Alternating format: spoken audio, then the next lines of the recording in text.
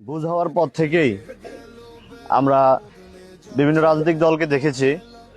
দুঃখজনক হলেও সত্য হচ্ছে আমরা তরুণ প্রজন্ম ভোট দিতে পারি নাই। সেই দুঃখ আমাদের দীর্ঘদিন ছিল। আলহামদুলিল্লাহ ২৪-এর আন্দোলনে ছাত্র জনতা যে রক্ত দিয়েছে, যে বাংলাদেশ উপহার দিয়েছে, সেই বাংলাদেশে এখন সময় এসেছে, সুযোগ হয়েছে তরুণ প্রজন্ম ভোট দেওয়ার। তো আমরা আজকে অনেক আনন্দিত, উল্লসিত। পাশাপাশি কুমিল্লা 10 সংসদীয় আসনে আমরা যে ভাইকে জামাত ইসলামের পক্ষ থেকে নমিনেশন দেওয়া হয়েছে, আমরা সেই ভাইকে অনেক যোগ্য মনে করতেছি। কারণ হচ্ছে উনি ইসলামী ছাত্র শিবিরের কেন্দ্রীয় সভাপতি ছিলেন। সারা বাংলাদেশ উনি চষে বেড়িয়েছিলেন, সারা বাংলাদেশ তাকে চেনে।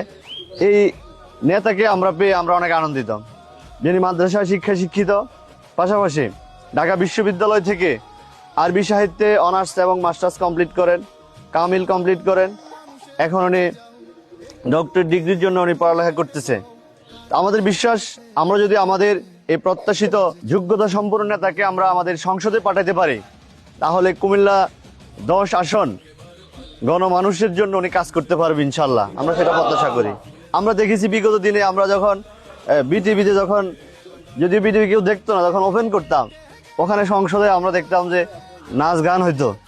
ওখানে সংসদে এমন লোকে গেছে, লিখিত একটা বার্তা দেওয়া হয়েছে, ওনাকে পড়তে দেওয়া হয়েছে, উনি সেটা পড়তে পারে না দেখে দেখে। এমন অযোগ্য মানুষ সংসদে গেছে আমরা দেখেছি। আলহামদুলিল্লাহ আমাদের শুধু 10 আসনের প্রার্থী নয়, সারা বাংলাদেশে আপনারা দেখেছেন জামাত ইসলামের যে প্রার্থীগুলো, সেইগুলো অনেক যোগ্যতা সম্পূর্ণ। বেশিরভাগই হচ্ছে ডাক্তার, ইঞ্জিনিয়ার ওখানে আছে, ওখানে আলেম আছে, ওখানে হাফেজ আছে, মুফতি আছে। তা আমাদের বিশ্বাস, যদি এই তরুণ প্রজন্ম যে আশা আকাঙ্ক্ষা করে আছে যে জামাত ইসলামের নেতৃত্বে যে 10 দলীয় জোট সরকার গঠন করতে পারে যদি ইনশাল্লাহ, তাহলে এইবারের যে সংসদ, এই সংসদ অনেক সুন্দরভাবে সুশোভিত করবে জামাত ইসলামের নেতৃত্বে ইনশাল্লাহ। আমরা দেখেছি এবার আরেকটি সুযোগ আছে যে উচ্চ কক্ষ, ওখানে হচ্ছে ফ্রিয়ার পদ্ধতিতে হচ্ছে সংসদীয় আসন ওখানে বন্টন হবে।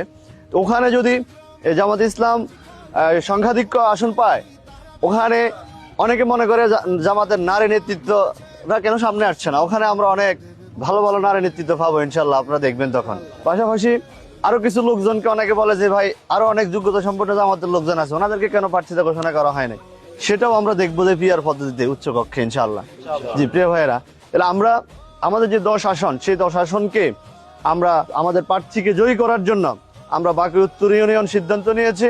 আমরা সুন্দরভাবে শৃঙ্খলাভাবে আমাদের বাকি উত্তর ইউনিয়নে যত ভোটার আছে, সকল ভোটারদের ধারে ধারে আমরা বারবার যাব, ওদেরকে আমরা বোঝানোর চেষ্টা করব আমাদের প্রার্থীতার ওনার বিরুদ্ধে বিন্দু মাত্র কোনো দুর্নীতি বা কোনো ধরনের অপকর্ম, এসব কোনো কাজের সাথে জড়িত নেই আলহামদুলিল্লাহ। আর আমাদের যিনি প্রতিদ্বন্দ্বী প্রার্থী, ওনার প্রার্থীতা বাতিল হয়েছে, আপনারা সেটা জানেন। আমরা ওনাদের পক্ষে বিপক্ষে কিছু বলবো না। তবে আমাদের অনেক ভাইকে আমরা দেখি যে বিভিন্ন জায়গায় দোকানের আশেপাশে ওনাদের মন খারাপ। আমরা বলবো প্রিয় ভাই, মন খারাপ করার কারণ নাই। আমরা তো একদিন একসাথেই ছিলাম, আমরা একসাথে থেকে পেশিবাদ মুক্ত বাংলাদেশ গঠন করেছি, একসাথে আমরা অনেক আন্দোলন করেছি। তাহলে আপনারা মন খারাপ করে বসে থাকার প্রয়োজন নেই, আপনারা আমাদের সাথে আসেন, এসে কুমিল্লা 10 আসনকে কিভাবে সুন্দরভাবে সাজানো যায় সেজন্য আপনি অংশগ্রহণ করুন। সবাইকে ধন্যবাদ জানিয়ে আমার কথা শেষ করছি। আসসালামু আলাইকুম রহমতুল্লাহ। তারুণ্যের প্রথম ভোট দাঁড়িপাল্লার পক্ষে হোক, যুব সমাজের প্রথম ভোট দাঁড়িপাল্লার পক্ষে হোক, ময় মুরব্বীদের প্রথম ভোট দাঁড়িপাল্লার পক্ষে হোক, এলাকাবাসীর প্রথম ভোট দাঁড়িপাল্লার পক্ষে হোক। নারায়ে তাকবীর। দাঁড়িপাল্লা এবার করবে